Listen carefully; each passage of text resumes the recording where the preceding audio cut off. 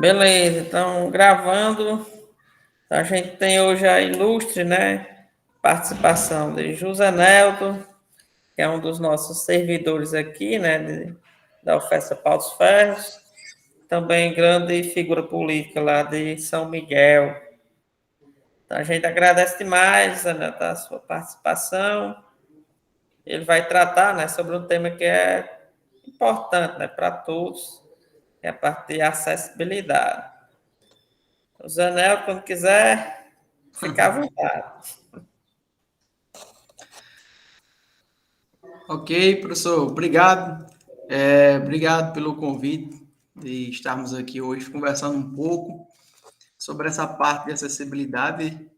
É muito importante hoje que os nossos discentes, e a UFESA faz muito bem isso, e tenha esse contato mesmo que muitas vezes não seja uma turma especial, né, como nós temos em alguns cursos, mas está sempre tratando desse tema, porque a acessibilidade hoje, ela diz respeito a uma parcela muito grande da população. Eu estou com uma apresentaçãozinha aqui para fazer, que é alguns equipamentos, algumas tecnologias sobre acessibilidade, mas, a priori, eu vou falar um pouquinho nesse sentido, né, nessas questões de acessibilidade, e qualquer pergunta, qualquer coisa aí, podem ficarem à vontade, né? Como eu citei, né, a acessibilidade hoje, ela diz respeito a uma parcela muito grande da nossa população. Por quê? Porque, segundo o último censo do IBGE, 25% da nossa população tem algum tipo de deficiência. E hoje, num país aí com mais de 200 milhões de pessoas, significa aí que aproximadamente 50 milhões de brasileiros acometido de algum tipo de deficiência. E são as múltiplas mais possíveis, né? Os mais conhecidos, deficiências visuais, deficiências físicas, intelectuais, surdez, enfim, mas tem as deficiências modernas, né, autismo, dentre outras. Tanto é que a nossa legislação, e aí nós temos a Lei 13.146 de 2015, que é a Lei Brasileira de Inclusão, outros também chamam o Estatuto da Pessoa com Deficiência, ela traz um conceito bem aberto dessa parte de inclusão, não é? De acessibilidade, de pessoa com deficiência, porque até o final dos anos 80, nós tínhamos uma noção de deficiência, de uma visão médica, de uma visão científica, onde o principal fator considerado era a questão da patologia, da doença em si, né? E nós chamávamos isso de modelo médico das deficiências. E depois de 1981, mais especificamente, quando a ONU estabeleceu o Ano Internacional de Luta das Pessoas com Deficiência, a partir dali se começou a trabalhar a questão da pessoa com deficiência, tratando de um modelo social, onde a gente leva em conta não só as patologias, mas também as questões que envolvem o padrão social, né? Para dar um exemplo, de repente você tem um cadeirante que vai a um órgão público e referido ao órgão público não tem uma rampa, por exemplo. Aí nós passamos a considerar a pessoa com deficiência em virtude de uma barreira arquitetônica desse prédio, e não um fator principal como a patologia que levou a pessoa a ter a deficiência física, né? Então, assim, o nosso Estatuto da Pessoa com Deficiência, ele inclui um modelo de pessoa com deficiência no modelo social, onde muitas vezes, aparentemente, você pode até não ter uma deficiência, mas em virtude de um trabalho, de uma comissão composta por uma visão médica, uma visão psicossocial, e uma visão assistencialista, você considera vários fatores daquela pessoa para considerá-la uma pessoa com deficiência e necessitada de acessibilidades, né? A acessibilidade em si, muitas vezes em nossa mente, é a questão da locomoção, né? As barreiras arquitetônicas. Mas existem várias facetas dessa palavra acessibilidade. Dentre elas, a acessibilidade que nós tanto falamos, que é arquitetônica. A necessidade de rampas, de pisos táteis, de elevadores, enfim. Aí é uma acessibilidade arquitetônica. Nós temos a acessibilidade informacional e comunicacional, que é a parte onde as pessoas têm que trazer a parte de informação acessível. Por exemplo, Libras, né, a língua brasileira de sinais, que é o idioma oficial do surdo. Nós podemos incluir nessa parte dessa acessibilidade comunicacional e informacional. Nós temos a acessibilidade atitudinal, quando parte do princípio de as pessoas terem a atitude de promover a acessibilidade. Como um exemplo mais simples, a aula do professor hoje aqui, que traz uma pessoa para falar da acessibilidade, nós estamos aí, então, falando da acessibilidade atitudinal, né, da sociedade, quando tem essa iniciativa de promover a conscientização dos direitos das pessoas com deficiência, né? E tem várias outras, acessibilidade no transporte, acessibilidade nas ferramentas, é um conceito, sem dúvidas, bem mais amplo de que simplesmente o que nós temos conhecimento. E aí as pessoas podem perguntar, Zé Nelton, a acessibilidade, ela serve só às pessoas com deficiência? Não. Tanto é que a Lei 10.098 de 2000, uma lei que trata dessas questões de acessibilidades e de condições para que as pessoas com deficiência se locomovam de forma independente e autônoma, ela traz nessa parte de acessibilidade a questão de tratar a acessibilidade para pessoa com deficiência, idoso acima de 60 anos, pessoas que têm mobilidade reduzida, obesos, mulheres grávidas, mulheres lactantes, pessoas que estão com crianças no colo até 10 anos. Né? Então, assim, ela serve a um grupo muito grande de pessoas, inclusive a qualquer cidadão, eu costumo colocar. Porque, por exemplo, quando você sinaliza uma calçada, ou quando você sinaliza um prédio público, aquela sinalização, aquela adaptação de tornar aquele ambiente acessível evita acidentes com qualquer pessoa e permite a locomoção também de qualquer pessoa de forma segura. Então, hoje nós já também superamos essa expressão de que a acessibilidade ela poderia servir apenas pessoas com deficiência, né? E a nossa própria Constituição, hoje, sendo a nossa lei maior do país, ela nos traz essa ideia, né, de igualdade. E essas leis que nós temos, que eu acabei de citar, a Lei 3.146, Lei 10.098 de 2000, Lei 10.048 de 2000, nós temos um decreto 3298 de 99, que é um decreto que trata também de vários temas da pessoa com deficiência. São instrumentos que o poder público traz as garantias das pessoas com deficiência para que essas pessoas possam ser incluídas na sociedade, nos órgãos públicos, seja no ambiente educacional, seja no ambiente de saúde, e que essas pessoas não só sejam incluídas, mas que elas permaneçam de forma segura e autônoma nesses ambientes, não é? Nas nossas universidades, por exemplo, a UFESA, nós temos aí a lei de cotas, um percentual das pessoas que entram na graduação nos cursos da UFESA são através de vagas reservadas para pessoas com deficiência. Uma vitória alcançada pelas pessoas com deficiência que permite com que esses cidadãos que, no geral, muitas vezes têm dificuldade e não têm as ferramentas mais adequadas e ao seu alcance de estudar, né? Por isso existe aí as vagas reservadas para essas pessoas com deficiências nas universidades.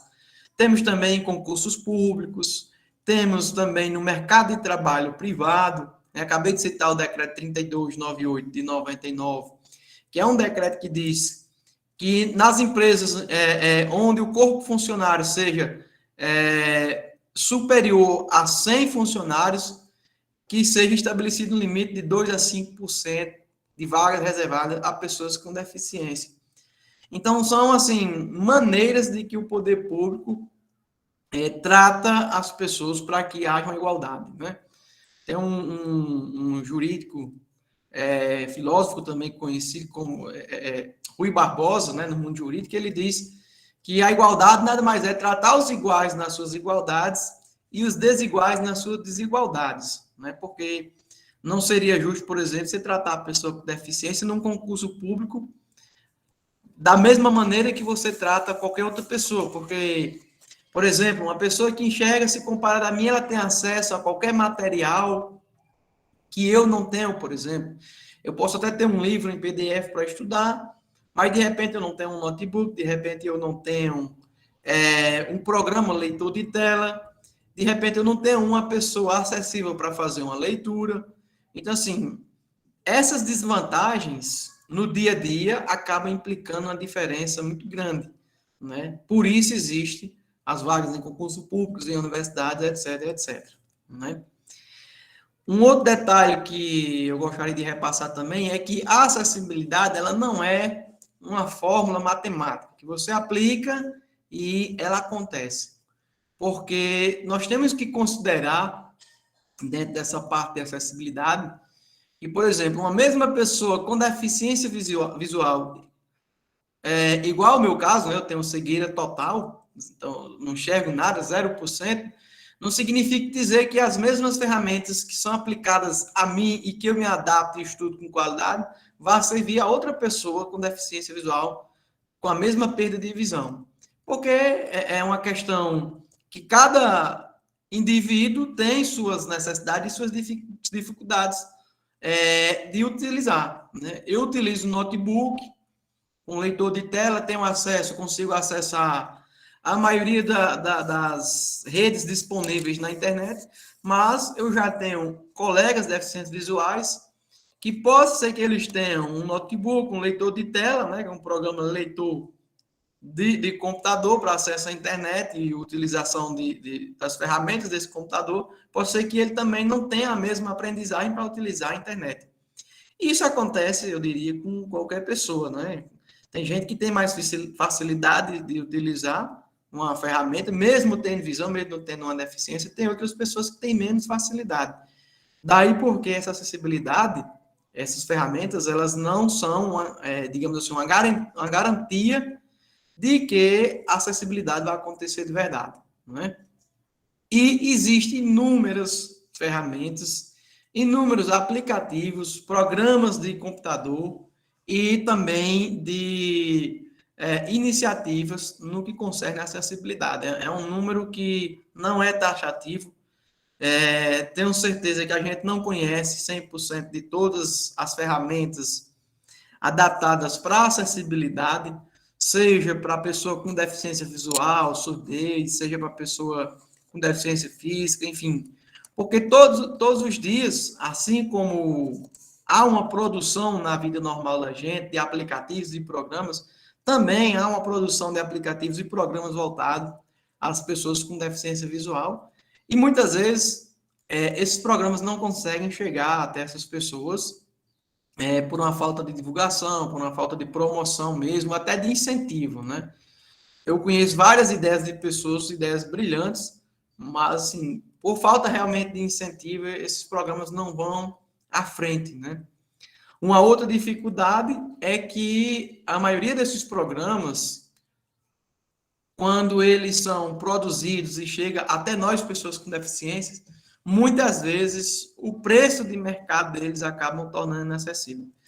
Vou dar aqui só um exemplo. Hoje, você pode comprar um computador, aí um computador bom,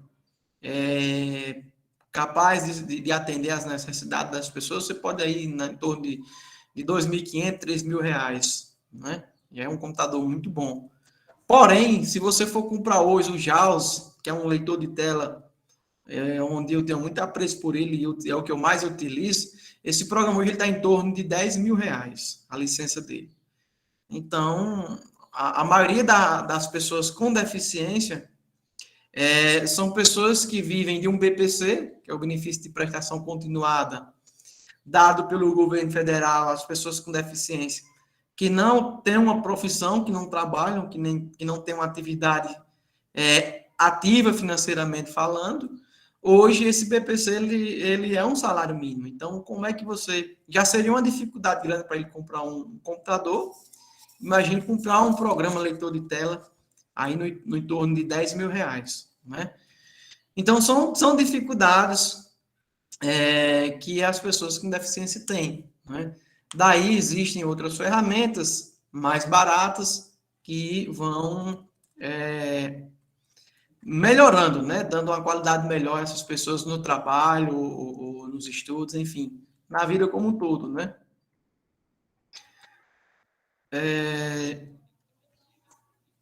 Eu vou agora começar aqui a apresentar algumas ferramentas, né? Como eu falei, não são taxativas as ferramentas, certamente nós temos outras disponíveis, né? Mas uma apresentação que a gente tinha, que quando eu estava na UFES São Mossoró, na CAADES, né? CAADES é um órgão de apoio à questão da pessoa com deficiências e outras diversidades, né? Que a gente fazia formação com servidores e muitas vezes com turmas de alunos, né? Só um minuto aqui.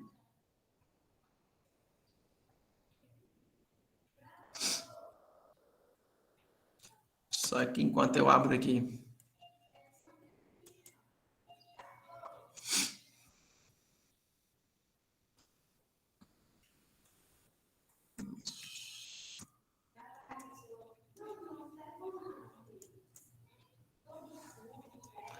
Professor, se tiver aparecido aí, você me informa, por favor, viu? Pronto, tá começando. Apareceu. Apareceu aí? Pronto, aí que... Olha aí, você é bacharel em Direito? sou formado em Direito, né? Olha aí. Em 2015, né? Então, aqui era Então, se só... Ainda tem tiver aqui... qualquer dúvida aí de Direito, já sei que vai perguntar. Então, aqui tem umas informações, né? Que essa informaçãozinha que era que a gente tinha quando era ligada à CAADES, né? E aqui vai começar efetivamente aqui. Né? Que são os equipamentos que a gente chama de tecnologias assistivas, não é? Essa expressão aí, tecnologias assistivas, é justamente nesse sentido que essas tecnologias e ferramentas, elas acabam por assistir, por ajudar as pessoas com deficiência a desenvolver suas atividades, né?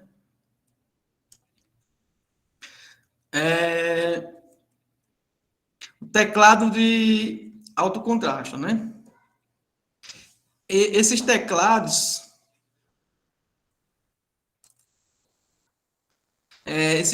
eles servem para ajudar pessoas com deficiência, por vezes aquelas que têm baixa visão, ou que não têm um percentual de uma visão normal, né? E dificultar ali a teclagem, a parte de teclado da pessoa com deficiência, né? Ajuda, de certa maneira, dele visualizar ali as teclas, dele digitar, dele conseguir identificar, né? Acho que, não sei se, porque às vezes não acontece da pessoa identificar, mas os teclados de computadores, seja de notebook ou de desktop, eles têm uma saliênciazinha na letra F e J. Se vocês não perceberam, pode depois visualizar que tem. Isso porque isso permite, por exemplo, eu não tenho nenhum, como eu falei, resquício de visão, porém, eu consigo me situar em todo o teclado do computador através dessa saliênciazinha do F e do J.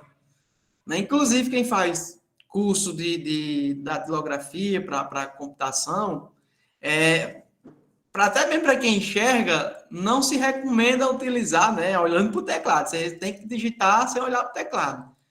E ali, essas letras, elas facilitam a nossa identificação.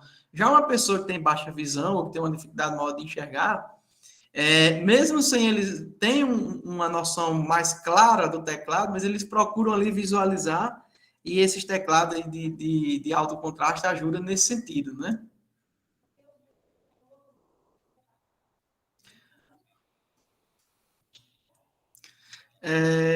a lupa, né? A lupa também, ela ajuda, aqui no caso a lupa manual, a lupazinha que geralmente você utiliza para botar no livro ali. Esses equipamentos aqui que eu estou colocando, todos eles nós temos na CAADS. Eu não sei, professor, como é que está o núcleo da CAADS em Pau dos Ferros, né? Essa questão presencial ainda não nos permitiu a gente. Mas a CAADS Mossoró, ela tem todos esses equipamentos aqui, inclusive feito um trabalho de divulgação por parte da CAADS, para que o aluno que tem algum tipo de deficiência e necessite de algum desses equipamentos, solicite, entre aspas, um empréstimo, né, do setor, para que o aluno utilize durante o semestre. Ah, mas eu sou do Paulo do Sérgio, Paulo do Sérgio não tem, mas entre em contato, porque nós já fizemos esse trabalho, na época que a gente estava na CADES, de ceder esse material para alunos de Caraúbas, de Angicos, né? Então, assim, são equipamentos que ajudam você ali, não consegue identificar, você não consegue ampliar uma apostila, né? Não receber uma apostila, não está ampliada, porque, na verdade, se você tem baixa visão, você já deve solicitar a sua apostila ampliada. Mas, porventura, se você não tem até mesmo um livro, tem a lupa manual, né? Que é uma lupazinha pequena que você utiliza. Seu custo é menor, evidentemente. Daqui a pouco mostrar a lupa eletrônica. Então, facilita nesse sentido também. Aqui, a lupa eletrônica. A diferença também dessa lupa eletrônica aqui, você consegue alterar, né, a questão de visualização. A lupa manual que eu mostrei anteriormente, ela é um padrão só. Já essa eletrônica aqui, você altera tanto os contrastes de cores, como os contrastes de ampliação, um tamanho mais adequado para você. Né, como eu falei, de repente a pessoa vai enxergar bem no tamanho 24, 20, 18, depende muito do grau da visão da pessoa, não é? E você consegue alterar através da lupa eletrônica. Também esse equipamento tem na CAADS. Né? A reglete, punção e prancheta. Isso aqui é para quem escreve braille. No meu caso, né, deficientes visuais, utilizam o alfabeto braille. É um sistema que foi criado por um francês, né, chamado Louis Braille. Ele criou uma célula com 6 pontos e, através desses 6 pontos, a gente consegue fazer 63 combinações, que são as letras do alfabeto, que a gente já conhece, numeração, pontuação e símbolos de matemática e etc. Né?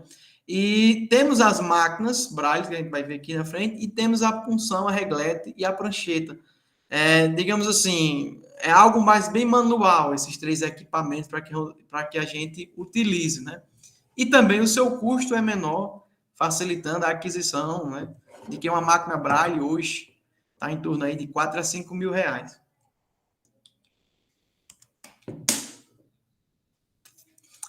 Aí aqui a máquina de escrever.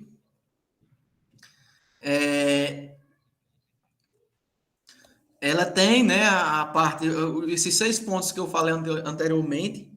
A diferença, qual a diferença aqui na hora de escrever? A reglete, com a punção e a prancheta, você vai preencher essa célula ponto a ponto. Na máquina Braille, você vai preencher todos ao mesmo tempo. Só um exemplo, a letra E, de elefante, com acentos em agudo, são justamente os 6 pontos perfurados. Então, na punção, reglete e prancheta, você vai perfurar um a um. Na máquina Perkin, essa máquina Braille nesse modelo, você vai perfurar todos de uma vez, apertando os 6 botões de uma vez, né?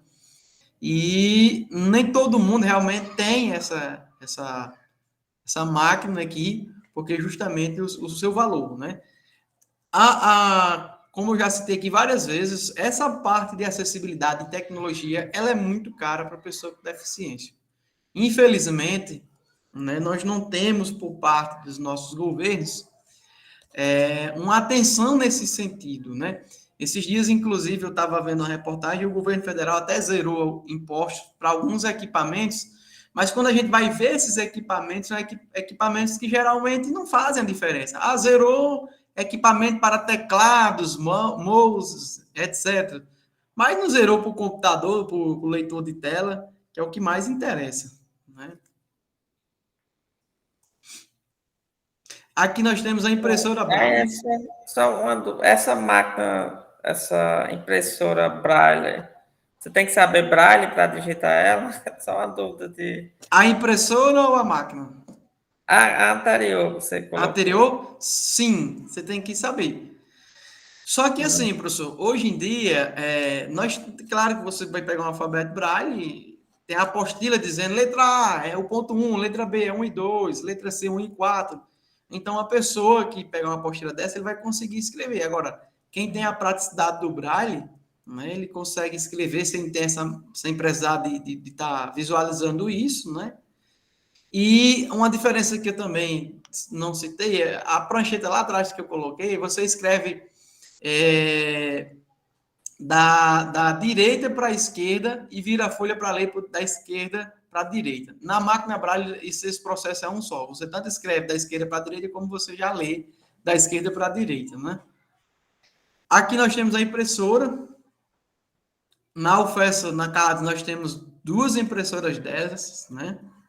Se utiliza um programa Braille Fácil, acoplado ao computador, ou também a gente utilizava um programa chamado Tiger, onde nós pegávamos um texto e editava para o Braille e fazia essa impressão, né? A ordem desses equipamentos apresentados também significa dizer que o processo de produção Braille de um para outro vai diminuindo, né? A prancheta com a reglete lá é bem mais demorado, a máquina Braille já acelera um pouco mais e a impressora Braille ela faz um procedimento igual a qualquer outra impressora. Você vai pegar um texto em tinta, colocar no computador, digitalizá-lo e vai fazer essa impressão em Braille, né? Agora, é difícil por quê? Porque a produção Braille, pessoal, se você pegar uma folha ofício, tamanho normal, digamos aí, escrita em 12, o tamanho da letra, uma folha ofício, ela é escrita todinha, ela vai dar mais ou menos 3 a 4 folhas em Braille, né? Então, o volume é bem maior, né? E isso dificulta o quê? Você, por exemplo, pega uma apostila de 30 páginas, se você for produzir ela toda em Braille. Ela vai dar aí em torno aí de umas 110 a 115 folhas em Braille, que é uma folha diferenciada que a gente utiliza, peso A4, né? E aí o custo é bem maior. Aqui é o scanner de mesa, né? Outro equipamento utilizado, que você, por exemplo, pega uma página do livro, coloca lá no scanner e tanto ele lê, sem precisar estar no computador, ele fala, como também o próprio computador digitaliza em OCR ali e a pessoa consegue ler através de um programa leitor de tela ou até mesmo imprimir na impressora Braille para que ele faça essa leitura, né? O Soroban aqui, o Soroban hoje eu costumo dizer que ele é meio ultrapassado, porque ele surgiu numa época em que as tecnologias não eram tão fortes como se é hoje. É uma calculadora, né, que as pessoas com deficiência utilizam, e esse equipamento aqui, por incrível que pareça, ele faz todas as operações possíveis de matemática. Mas, assim, bem complexo, né? Acho que o pessoal viu falar do ábaco, né? Ele deriva do ábaco. Foi criado, né, também por um japonês. Mas é muito interessante, né? Nós temos um soroban de 5 eixos, que é um mais pequeno, e temos um soroban de 21 eixos, né? Cada bolinha aqui representa uma numeração, as de baixos, né? Tem uma linha que a gente chama linha numerada, e na medida que qualquer das bolinhas que tem no soroban estiver encostado nessa régua de número, ele representa uma numeração, né? Mas hoje ele está ultrapassado porque nós temos já uma calculadora que fala, né? Que você digita o número e ela fala, né? Daqui é a calculadora sonora. Você digita e ela vai representando, falando os números que você vai aplicando ali, né? Até mesmo no computador também hoje, né? A gente nem utiliza mais também aqui essa calculadora, porque nos próprios computadores tem um aplicativo, um programa de calculadora, que o próprio leitor de tela realiza essa leitura. Aqui é o guia de assinatura. A pessoa com deficiência visual, ela tem que escrever o seu nome de letra cursiva, ou seja, eu não sou obrigado a escrever em tinta, né, com a caneta, mas o meu nome é ideal que eu saiba escrever. Isso aqui é um processo que uma pessoa vai orientar, né, passar para minha pessoa como é, por exemplo, José, aí vai me ensinar como é que eu escrevo o J, o O, o S, o E, e é feito um treinamento dentro desse guia para que eu escreva na linha certa no papel, né, dentro desse espaço. Geralmente a linha fica dentro dessa abertura do guia, né? E aí a gente escreve o nome dentro dele. Hoje, a pessoa que não consegue escrever o seu nome é considerada analfabeto, né? Então, de repente, você tem uma pessoa com deficiência visual que tem uma graduação, por exemplo, mas não consegue escrever o nome. Literalmente, essa pessoa ela é considerada analfabeta. Então, para isso existe aí um trabalho feito, por exemplo, em Mossoró nós temos o Centro de Apoio ao Deficiente Visual, na UFES nós temos a CAADES, na UER nós temos a DAIM, né, que são departamentos, setores responsáveis de fazer o que nós chamamos AVA, que é a Atividade de Vida Autônoma da pessoa com deficiência, né? Na parte escrita, na parte de etiquetas, de orientação e mobilidade, enfim, são atividades praticadas pela gente no dia a dia.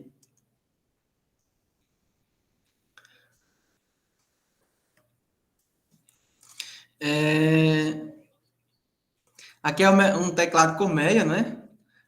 Às vezes a pessoa tem gente que tem dificuldade de colocar a mão sobre um teclado e digitar, apertar várias teclas de uma vez, e ele tem cada tecla do computador, ele tem um furozinho, e entre essas teclas ele tem umas espécies de barreiras, né? Então a pessoa só vai conseguir apertar a tecla quando ele encaixar o dedo, né, da digitação nessas aberturas do teclado.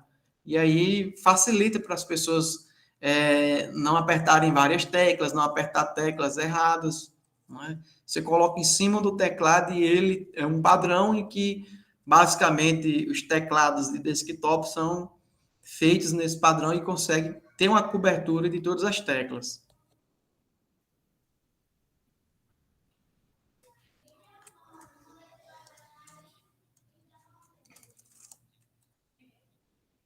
Que é um engrossador de bulbo, né? Para às vezes uma pessoa tem uma dificuldade de segurar a caneta por ser fina, você faz um encaixe na caneta e facilita a pessoa conseguir escrever com mais segurança e com mais firmeza também.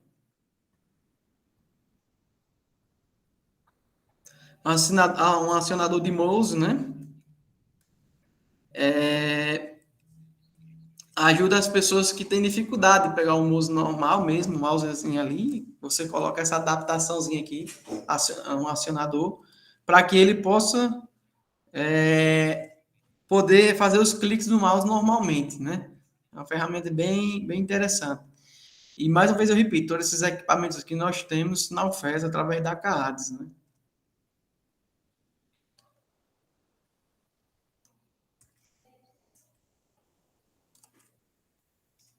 Aqui é um mouse ótimo, né? Para facilitar a pessoa também a trabalhar com ele, né?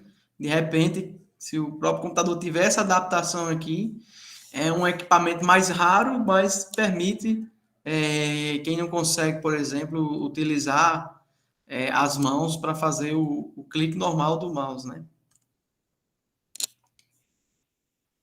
Cadeira de rodas, acredito que todo mundo já teve mais acesso a esse equipamento, né? Acho que as pessoas visualizam mais, né? Cadeira de rodas simples. Hoje em dia nós temos muitas cadeiras motorizadas, e assim, dando mais autonomia para a pessoa com deficiência física, né? Sem precisar de ter alguém ali empurrando a cadeira para lá e para cá. tem avançado muito nesse sentido. Aqui é um quadriciclo. Eu não sei, tá com 2 anos, né, que eu saí de Mossoró depois da pandemia e tudo mais, mas tinha 2 quadriciclos desses em Mossoró, foram adquiridos em 2018, né? Eles representam aqui um apoio dentro da universidade, né? De repente tem um deficiente físico que precisa se deslocar dentro da UFES, né?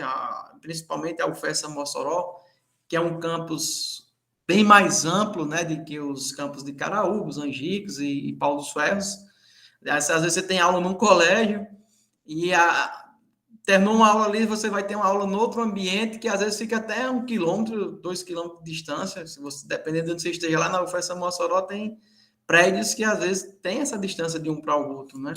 E a UFES adquiriu esses quadriciclos para pessoas com deficiência física.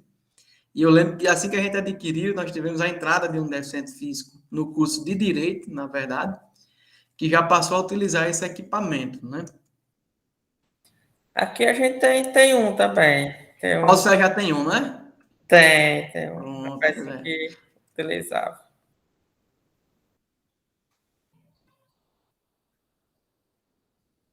Que é a mesa adaptada, né? Para questão de pessoas com deficiência, cadeirantes, enfim, aquelas pessoas que não têm o mesmo perfil de utilizar uma mesa normal, né? Então, tem essas mesas adaptadas que ajudam nas atividades da pessoa com deficiência. Bom, pessoal, é isso. Aqui são alguns equipamentos, né? Como eu falei, que eles ajudam no dia a dia a pessoa com deficiência, né? E é apenas um número que a gente apresentou aqui, mas tem vários outros, muitos programas aqui de computadores, nos próprios celulares, nós temos aí o TalkBack para os sistemas Android, nós temos o VoiceOver, que é para o sistema iOS, né, dos iPhones. Dos leitores de tela, nós temos o JAWS, que é um programa mais famoso, mas nós temos o NVDA, DOSVox, enfim, vários programas e aplicativos que ajudam a pessoa com deficiência nessas adaptações, né? A gente chama aqui de ferramentas e adaptações que aí permite você estudar, permite você se locomover, trabalhar, né? Fazer as atividades do dia a dia, entre aspas, normal, né? Então, aí, se alguém tiver algum questionamento também, pode ficar à vontade, né? Sobre alguma dúvida, estamos à disposição. Pronto, quando você falou do mouse óptico, aí você falou que não é utilizado com as mãos, foi assim que eu entendi. Você falou do mouse. Exatamente. O mouse óptico ele é mais voltado para a pessoa utilizar com movimentos da cabeça, por exemplo. Tem alguns, mas isso, evidentemente, que, como eu falei, não é um equipamento mais raro, porque também depende da adaptação do próprio sistema do computador, né? Esses computadores hoje mais modernos, eles já têm esse sistema. De repente, a pessoa é paraplégica, não consegue movimentar as suas mãos, ele permite essa adaptação, né? Pronto, assim você vê o apoio, assim, o pessoal fizeram umas perguntas, eu estou fazendo aí. Você sente, assim, muito apoio das cidades, por exemplo, quando você está numa cidade, a acessibilidade é boa, das instituições. Você passou muito tempo na UFES, né? Como é que você percebia, assim? Então, hoje em dia, pessoal, a questão de apoio. As universidades, eu diria que elas hoje estão à frente dos demais setores da sociedade. Por uma questão de pesquisa, por uma questão de que, certamente, nos ambientes sociais hoje, as universidades é as que talvez mais contemplem, ou que mais tenha pessoa com deficiência. Por causa da questão como eu falei, da lei de cotas, que tem colocado muitas pessoas com deficiência para dentro das universidades, e isso tem obrigado a que elas possam se preparar e terem um ambiente mais acessível. Como eu coloquei, a UFES tem a CAADES, que é a Coordenadoria Geral de Acessibilidade, né, e Ação Social e Diversidade e de Inclusão. Na UERJ nós temos a DAIN, que é um departamento de apoio à inclusão, e esses setores acabam influenciando e também contribuindo para que a universidade ela se prepare, para que ela produza material de maneira a assistir as pessoas com deficiência. Mas na sociedade como um todo, por exemplo, meu município aqui, São Miguel, o nosso município hoje ele tem um dos percentuais mais altos em termos proporcionais do país de pessoas com deficiência. Quase 34% da nossa população tem algum tipo de deficiência, né? O Rio Grande do Norte tem um percentual já maior do que o nacional, que eu falei que era de 25%. O Rio Grande do Norte é em torno de 27%. E a região do Alto Oeste, essas cidades aqui da região do Alto Oeste, elas têm uma média maior no percentual da população, porque algumas doenças, né, algumas síndromes, elas são mais ativas nessa região do Alto Oeste do Rio Grande do Norte, como a síndrome de Expoan, que provoca muita deficiência física, deficiência visual. Aqui no nosso município, a gente conhece algumas famílias de ter 3, 4, 5 irmãos com a mesma deficiência, né? Então, isso eleva demais a quantidade de pessoas. Porém, no que tange às políticas públicas municipais, eu diria que a gente está quase que zero em termos de acessibilidade. Hoje, a frequência de alunos nos nossos colégios, né, e como o professor colocou, hoje eu sou vereador aqui em São Miguel, então nós temos tido essa preocupação de visitar sempre os colégios do nosso município e questionar sobre a frequência de pessoas com deficiência de alunos. É muito baixa, se considerado o grande número que nós temos, porque não há uma política de incentivo da participação dessas pessoas nesses ambientes escolares, não há condições adequadas. Eu moro vizinho aqui a 2 colégios grandes do município, que as calçadas são horríveis em termos de acessibilidade. Para vocês terem uma ideia, essas calçadas elas foram construídas há anos e são à base de paralelepípedos, né, de pedras. Não é nem aquelas calçadas normais que a gente vê no dia a dia, que já seria por si só inacessível, né? E, infelizmente, vai passando e não vai se tendo a preocupação. Hoje tem tido uma preocupação maior, porque, claro, evidentemente, por a gente estar dentro do legislativo, nós temos tido esse cuidado de cobrar iniciativas, não é? De propor leis a nível municipal e de cobrar as leis que já existem a nível federal e estadual, para que nós tenhamos o mínimo de acessibilidade dentro do município. Mas é uma realidade, estou citando São Miguel aqui, porque é onde eu moro, mas é uma realidade de boa parte dos nossos municípios, né? E existem instituições que combatem isso, né? Associações, centros de apoio, porém, assim, também não são, digamos assim, não tem uma grande participação, porque quanto mais você vai para o interior, as pessoas com deficiência elas são mais retraídas, até mesmo pela família, né? Às vezes a falta de acessibilidade ela começa na própria família. Eu, por exemplo, né, sou de uma família de 9 irmãos, só eu, desses 9, só eu, graças a Deus, assim, graças a Deus para mim, né, mas para os outros não, mas só eu consegui um curso de nível superior, passar num concurso público. Eu tive outras oportunidades que, graças a Deus, eu fui para Mossoró, participar do centro de apoio lá, saí aqui de São Miguel. Mas se eu fosse depender daqui, certamente hoje eu seria um analfabeto, né? E minha própria família, tem muitos membros dela que só veio acreditar nos meus estudos mesmo quando eu passei a ter o diploma, quando eu passei num concurso público e assumi, né? Porque às vezes as pessoas questionavam, mas como é que pode? Quem já viu dizer que um cego aprende se nem um livro sabe ler, enfim, coisas desse tipo. Mas isso é um processo histórico, um processo cultural de haver uma superproteção. Por exemplo, a minha avó, ela dizia assim, meu filho, para que você cego, você vai estudar, vai trabalhar, você tem você tem um benefício, você não precisa disso, você pode ficar em casa, enfim, repito, mas no meu caso, porque ele passou comigo, mas é uma realidade de muitas outras pessoas, né? Então, por isso, dificulta muito a inclusão das pessoas com deficiência.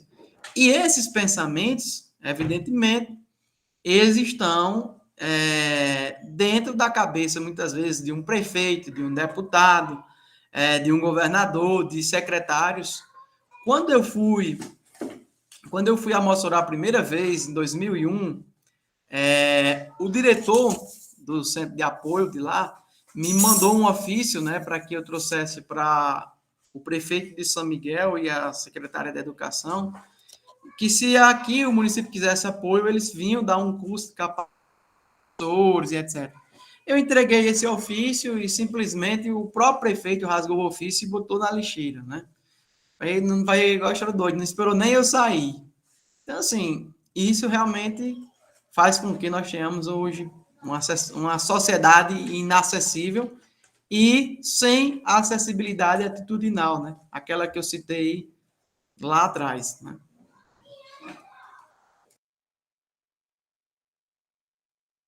Pronto, muito bem. Assim, você citou alguns softwares, né? Esses softwares que você citou, ele também descreve imagens, ou é só mais texto, como é geralmente a dinâmica deles? Assim, a maioria desses softwares, pela essência deles, eles não fazem leituras de imagens. Só que alguns sistemas hoje, por exemplo, o Facebook, ele tem um sistema, eu não lembro bem aqui o nome, tem um nome para isso, confesso que eu não lembro.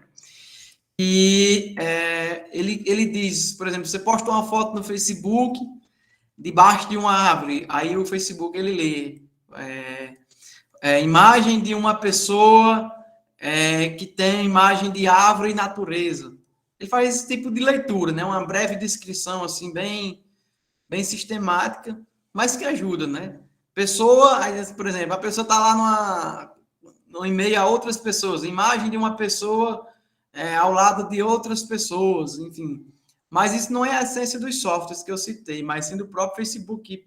Hoje já tem essa preocupação, né, de fazer essas descrições de programação, né, de informática que permite. Mas na essência deles não, é texto e texto somente, né?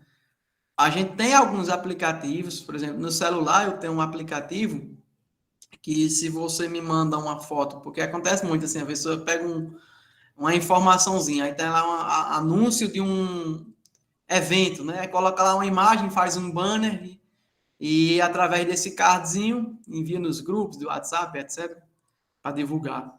Eu tenho um aplicativo que você compartilha com esse aplicativo que ele extrai o texto da imagem e aí faz a leitura para mim. Mas o aplicativo Talkback, que eu utilizo aqui no meu sistema, por si só ele não lê a imagem, né? Mas agora vídeos, ele roda áudio, mensagem de texto. Agora, quando é imagem mesmo, sem nenhum modelo de texto, é só mais essas descrições aí que são feitas pelo Facebook hoje. Pronto, você falou sobre um sistema que você utiliza para leitura de tela, né? Mas é muito caro, como você comentou. Existe algum que seja grátis, por exemplo? O NVDA. O NVDA é um programa. Vou tentar aqui ver se eu consigo botar aqui. Ele é um programa que é desenvolvido de forma gratuita, né? Hoje ele está muito bom, eu utilizo. Geralmente eu tenho dois instalados no meu computador, é o NVDA e o JAWS, né? Que é um outro sistema de leitor de tela americano, né?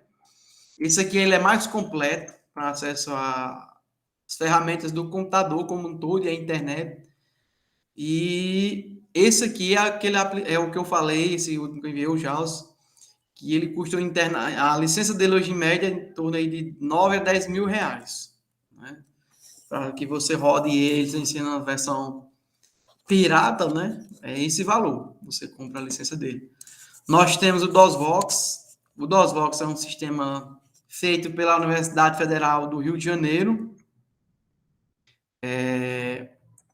e também ele trabalha, só que ele é muito limitado, esse DOSVOX, porque ele cria o seu próprio ambiente no sistema do Windows. Esses dois que eu citei anteriormente, NVDA e JAWS, eles trabalham com o sistema do Windows. Já o DOSVOX, ele cria o seu próprio sistema. É como se fosse um Windows dentro do Windows, né? É um próprio sistemazinho de voz. É bem interessante. É como eu falei, né? Não tem uma fórmula certa. Tem gente que adora o DOSVOX. Eu conheço deficientes visuais que não querem nem saber de JAWS nem de NVDA. Eles adoram o DOSVOX. E dizem que consegue fazer todas as atividades, né? Particularmente eu, nessa ordem, eu utilizo o JAWS e depois o NVDA. Né? Pronto. Aí o pessoal perguntou aqui também, né,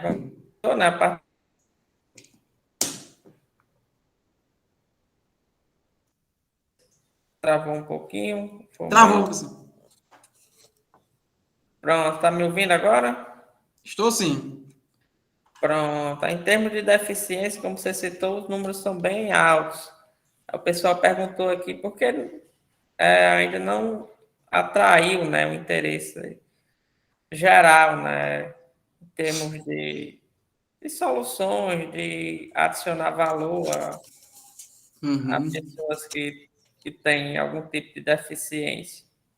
Então, é aquilo que eu acabei falando também, a questão de interesses com relação à pessoa com deficiência, muitas vezes é a falta da participação do próprio deficiente, né? Quando nas discussões. Apesar de nós termos um percentual alto na nossa população, mas esse percentual ele não é representativo, por exemplo, dentro do Congresso Nacional, dentro das assembleias, dentro das câmaras de vereadores, nas escolas, nas universidades, e isso acaba fazendo com que aquela ideia de quem não é visto não é lembrado, né? E então, se a pessoa com deficiência, se ela não tem visibilidade, ela também não é lembrada, né? Então, na hora de você pensar em dar uma isenção, na hora de você pensar em conceder um benefício, os últimos a se pensar é a pessoa com deficiência. Um exemplo mais claro nisso é a Covid-19. O SUS, a plataforma SUS, o sistema brasileiro, né, o sistema único de saúde, ele tem uma plataforma hoje que contempla todos os dados relacionados à Covid-19. Idosos, servidores públicos, militares, mas não existe com relação às pessoas com deficiência. Nós não temos um estudo de sabermos qual o percentual de pessoas com deficiências que foram atingidas pela Covid-19. Né? Por quê? Porque, infelizmente, não há uma representatividade nesses órgãos que tem essa preocupação. Muitas vezes se preocupam quando são provocados pelo Ministério Público, pela própria pessoa com deficiência, através do Poder Judiciário. Um outro exemplo mais claro nisso, a vacinação da Covid-19. Nós temos a Lei Brasileira de Inclusão, ela inclui as pessoas com deficiência em tratamentos na área de saúde, em emergência de saúde pública, que é o caso da Covid-19, ter prioridade. Inclusive, está lá muito claro na lei, inclusive em campanhas de vacinação. Só que as pessoas com deficiências vieram ser incluídas no grupo prioritário quando realmente as próprias pessoas com deficiência começaram a pressionar o Ministério Público, pressionar defensorias públicas, e começaram essa pressão chegar no Ministério da Saúde. Né? Mas já era uma coisa que já era para ter sido cumprida desde o início. Claro, nós sabíamos que tinha a questão dos profissionais de saúde, idosos, né, que porventura são mais vulneráveis, mas não tinha essa preocupação ainda. Né? No mesmo caso, é a questão das isenções com relação aos produtos. Você tem produtos caros e que, por falta dessa representatividade, não há a diminuição desses preços, nem a cobrança de impostos, inclusive, né?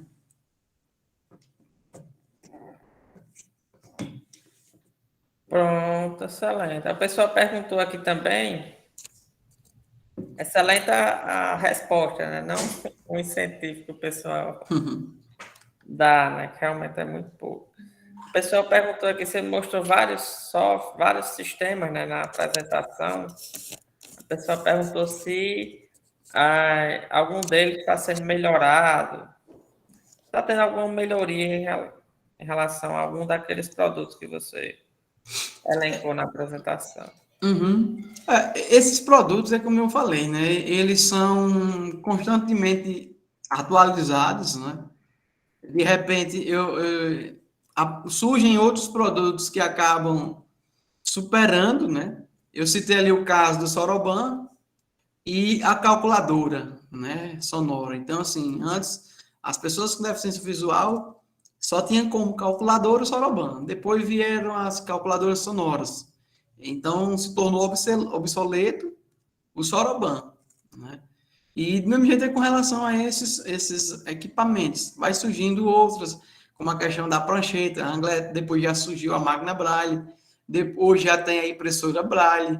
Isso vai meio que atualizando esses equipamentos e oferecendo mais rapidez, mais eficiência na produção de material ou até mesmo no processo de aceleramento de aprendizagem. E existem aí diversos outros aplicativos e programas de computadores que muitos deles às vezes até tá no anonimato ali, a gente não tem tido nem acesso ainda, que desempenham funções importantes. Hoje em dia as pessoas gostam muito de produzir esses equipamentos. Muito se deve por causa da questão das universidades, né? Parte de tecnologia, o pessoal faz muito trabalho nessa área de desenvolvimento de aplicativo. Aplicativos muito bons, na verdade. Só que às vezes fica só ali, depois daquele trabalho não vai para frente, pela falta de incentivo, pelo desinteresse, enfim. Mas constantemente, na área da tecnologia, é quase impossível a gente imaginar que todo dia não haja uma atualização para um software, para um aplicativo. Até porque realmente eles são feitos para serem aprimorados, né, diariamente. Basicamente é isso.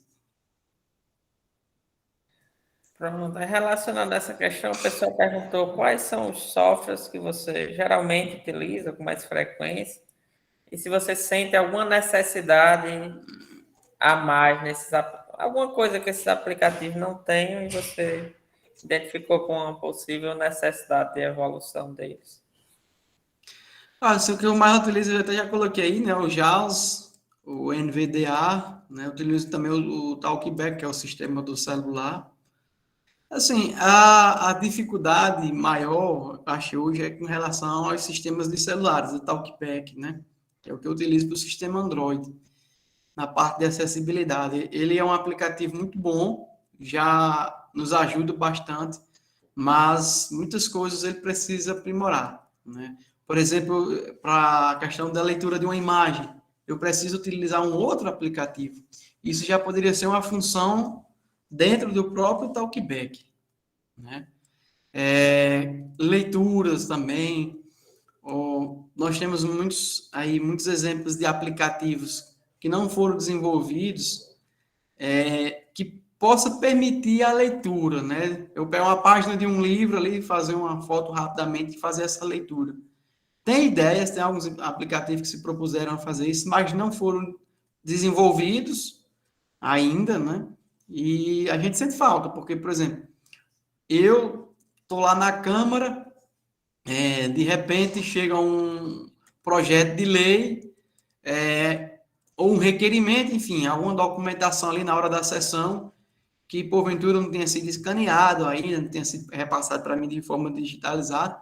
E aí um aplicativo desse me ajudaria ali na hora mesmo, para eu ter acesso às informações sem precisar de terceiros. Porque o ideal, pessoal, da acessibilidade é sempre que a pessoa com deficiência ela tenha independência e autonomia nas suas atividades. Seja de locomoção, seja de trabalho, de estudo. Não significa dizer que a pessoa não tenha que ter ajuda. Tem que ter, né? Aliás, todos nós em algum momento necessitamos de ajuda de um terceiro. Mas o ideal, dentro do conceito ideal da acessibilidade, é a autonomia e a independência, né?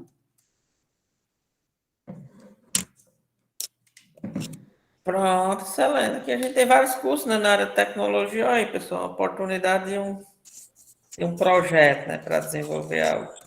Exatamente. Inclusive, eu me coloco à disposição, se alguém tiver alguma ideia, tiver algum aplicativo e pensa em desenvolver, né, em nos apresentar, porque existe uma frase no mundo das pessoas com deficiência de nada para nós sem nós. Às vezes a pessoa tem uma boa ideia, programa ali, mas de repente, no momento que você vai passar realmente por uma pessoa que tem a deficiência, ele consegue identificar dificuldades que ele já vive ali normalmente e ajuda, né, a desenvolver isso. A gente se coloca à disposição e quem tiver aí boas ideias, conte com a gente para que nós possamos contribuir ainda mais para a nossa universidade, para a nossa sociedade.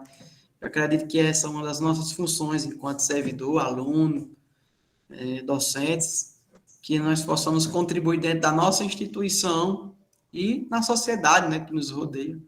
As grandes ideias, os grandes projetos hoje saem das nossas universidades aí, e a UFES, ela, sem dúvida nenhuma, tem se destacado muito nessa parte de tecnologia, de pesquisa, e ajudado bastante, né? Pronto, da mesma forma, você identificar alguma necessidade, né, sistemas que têm interesse em desenvolver, trazer para a gente para fazer parcerias, né, convênios, enfim, botar esse Verdade. negócio para frente. Como você falou, né, o papel da universidade, né, também dá esse retorno à sociedade. A sociedade é quem define, né, as universidades, é o nossos patrões, né? Então a gente tem o dever, né, também de dar um retorno à sociedade. Beleza? Então é isso. Mais alguma pergunta, pessoal, que vocês querem fazer a José Nelson?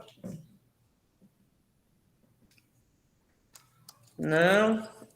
Então foi muito bom tê-lo, José Nelson. A gente agradece mais a sua disponibilidade. Foi bom também saber que tem vários desses equipamentos, né, disponíveis para a gente. Eu mesmo não sabia ainda.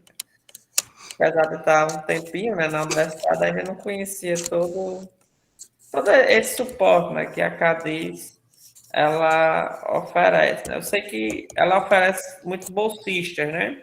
Uhum. Quando você tem algum estudante com deficiência, por exemplo, visual, eles geralmente disponibilizam um bolsista. Exatamente. A CADES, ela consegue desempenhar bem esse papel dentro da universidade, tanto professor como aluno que precisar, né, procura, que tem muitos equipamentos, muitos programas, bolsistas e tudo mais, né? E eu aqui fico feliz também de participar com você desse momento. Espero ter contribuído de alguma maneira, com alguma informação, com algum equipamento, e que, evidentemente, que a gente não ia aprender tudo sobre acessibilidade e tecnologias num momento desse, mas sala de aula é isso, né? É um momento ali, um caminho, cabe a vocês, discentes, dar seguimento a isso, né? Se interessar por essa produção de material. Eu acho assim que é um mercado muito bom de se trabalhar, tem necessidade, tem procura, não é? Então, assim, que vocês possam também se dedicar a isso. E mesmo que não seja especificamente para produção, estudo de acessibilidade, mas seja lá o que for que vocês vão produzir aí na vida profissional, que tenham sempre essa preocupação. Afinal de contas, a acessibilidade ela tem que estar presente em todos os momentos, independentemente de ser um programa para deficientes, independentemente de ser uma iniciativa para deficientes. Nós temos o que a gente chama de desenho universal, onde todas as ferramentas, programas, iniciativas contemplem a parte de acessibilidade. Aliás, os programas de acessibilidade só existem porque os programas em geral como um todo não têm acessibilidade. Aí há uma necessidade de se produzir esses programas. Porque se todos fossem acessíveis, não haveria, né, essa divisão de programas, iniciativas de acessibilidade. E, professor, sempre que precisar, pode contar com minha participação, né? Estamos aí à disposição. E muito obrigado mais uma vez pelo convite. Né? Então, eu que agradeço, a gente também está à disposição.